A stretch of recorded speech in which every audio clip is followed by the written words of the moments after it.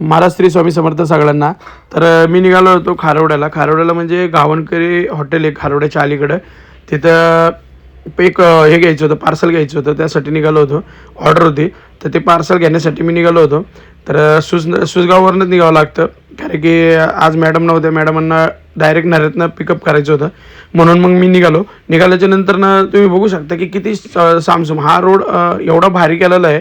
त्यामुळं भारी वाटतं की या रोडला नाही का, म्हणजे हे हिरवगार, म्हणजे मुळशी तालुकाच असं आहे की पूर्ण हिरवगार सगळं असतं. त्यामुळं जायला बी मजा वाटते आणि एक ट्रिपच अशी वाटते ती. आणि खारोड्याला जाताना खूप मजा येते. खारोडा हे कुठे आहे तुम्हाला सांगतो, लवासा आहे ना, लवासा रोडलाच अलीकडल्याच साईडला, म्हणजे लवासा पुढं राहिलं त्याच्या अलीकडेच खारोड्याचा मसोबा आहे. आणि खूप बघण्यासारखं आहे, देऊळ पण खूप भारी आहे.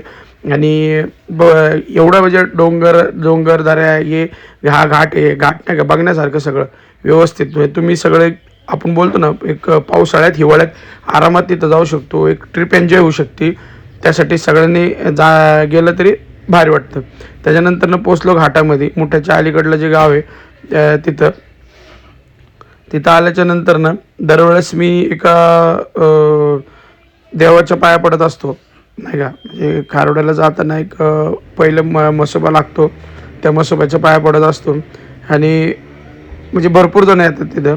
आणि जे नैवेद्य जे असतं ते खारोड्यामध्ये नॉनव्हेजचं ह्याचं ठेवत नाही, तर तेच नैवेद्य लोक इथं ठेवतात. म्युझिक काय आपल्याला टाकता येत नाही, त्याच्यामुळं मला कंटिन्यू बोलत राहावं लागतं, नाही तर तुम्ही बोर होताल म्हणून. आणि हे समोर आलं ते देव आहे, हे बघू शकता तुम्ही.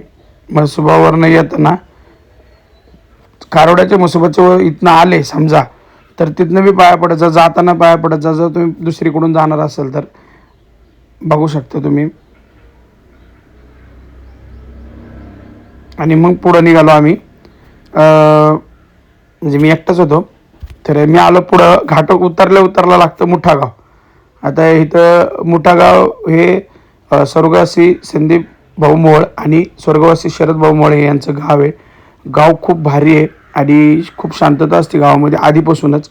आणि ह्या मोठ्या गावामध्ये इथं हा एक लाडू भेटतो पिवळा, खूप भारी लाडू आहे. इथं 5-5 किलो लाडू लोक नेतात. तुम्ही बघू शकता स्वर्गवासी संदीप भाऊ मोळे यांचे फोटो तिथं होता.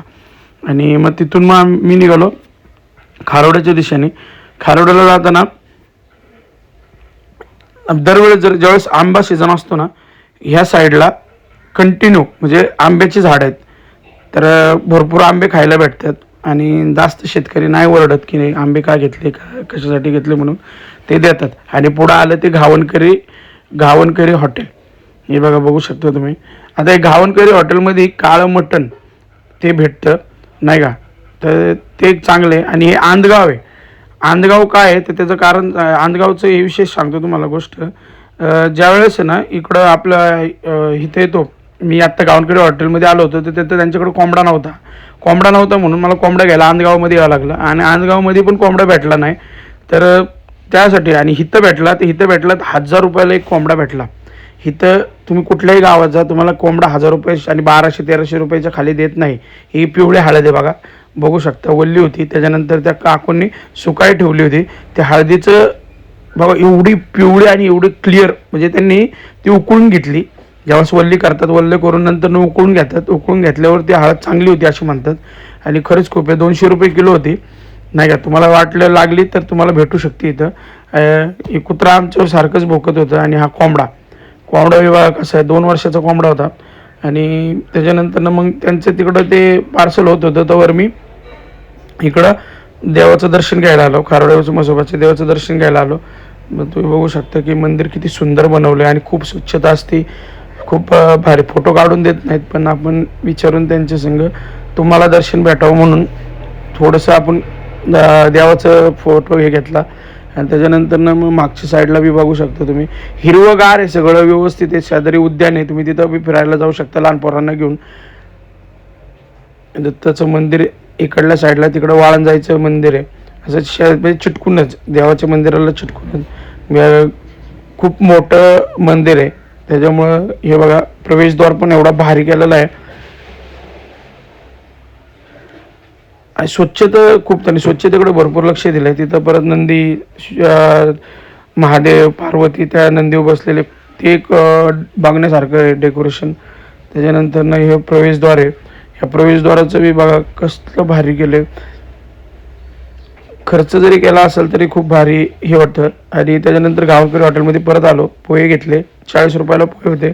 आणि काळं मटण आणि घावणासंग खातं ते मटण चिकन. मी तर नॉनव्हेज खात नाही, पण तुम्हाला सांगतो जर कधी आलेच तर खारोड्याच्या मसोबाचे इथं अलीकडं मारणेंचं हॉटेल आहे, ते हर्षल भाऊ मारणे, त्यांच्या इथं तुम्ही घावणकरी हॉटेलमध्ये जेवू शकता. त्याच्यानंतर आपण आलो होतो लेफ्ट साईडच्या रोडने. आता चाललो आहे मुठ्यातनं, म्हणजे मुठ्याच्या पुढनं राईट साईडनी रोडने चाललो आहे. आता या राईट साईडच्या रोडने आपण जेव्हा जातो तेव्हा हे जे गाव आहे इथं पानशेतला जो रोड जातो तिथंच कोंडूर, जातड आणि हळंदेवाडी लागते. हळंदेवाडी माझ्या तिथं आजी सासू राहते आणि जातडमध्ये प्रवीण तरडे सरांचं गाव आहे. म्हणून दाखवलं तुम्हाला की इकडल्या साईडलाच, म्हणजे मुठ्यातनं आपण राईट साईडने आलो की वारजी बिरजीला रोड जातो. तिथं तुम्ही नांदगाव ते गावं लागतात, तिथनं तुम्ही जाऊ शकता आतमधनं. आणि खूप म्हणजे रोड बी चांगला आहे, असा काही खराब रोड नाही आहे आणि व्यवस्थित आहे. वारजेकडून येणाऱ्यांना सोपं आहे. जे तिथं ते प्रथमेश हॉटेलला थांबतात खेकडा बिकडा स्पेशालिटी खायला, ते तिथनंच त्या रोडने सरळ येऊ शकतात.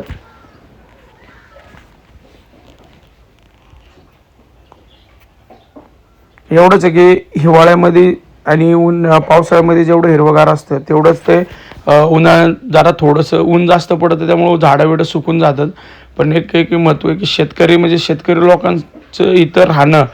आज बी शेतकऱ्यांची पोरं इथून पुण्यामध्ये जॉबला जातात, जे खरंच त्यांच्यासाठी म्हणजे सोपं नाही. कारण की हा रोड जरी आपल्याला वाटत असला की मोकळा आहे तरी गाड्या येताना खूप जोरात येतात.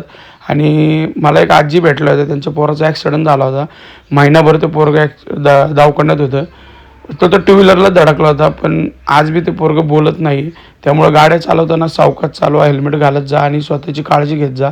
आणि त्याच्यानंतर हे बघू शकता हे घाट आहे आणि खडकवासला धरणाच्या अलीकडला हा घाट आहे. तर जेवढं टर्न बिन घेताना जरा थोडंसं हॉर्न बिन देऊनच जास्त काळजी घेत स्वतःची. कारण की आपल्या घरी कुणी ना कुणी वाट बघत असतं. पोरं ट्रिपला येतात पण उत्साहामध्ये खूप जोरात गाड्या चालवतात. तर तसं करू नका भावांनो.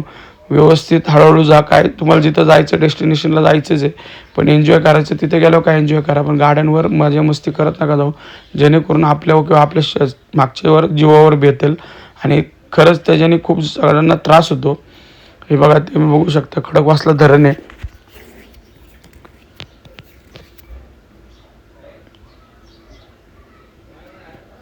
प्रत्येकाला एका दिवसाच्या ट्रिपसाठी खूप भारी आहे. जे फिरायला येतात संडेला जायचं असतं तर लहान पोरांना बी तुम्ही घेऊन येऊ शकता.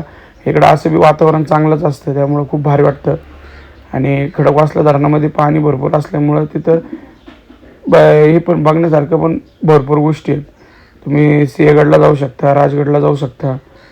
आणि आम्ही निघालो होतो आता हे डोंजेची इथं आलो होतो, मॅडमांना घेतलं मी आणि सरळ गेलो की सिंहगड लागतो. आणि राईटला आपल्याला जायचं होतं पानशेतला.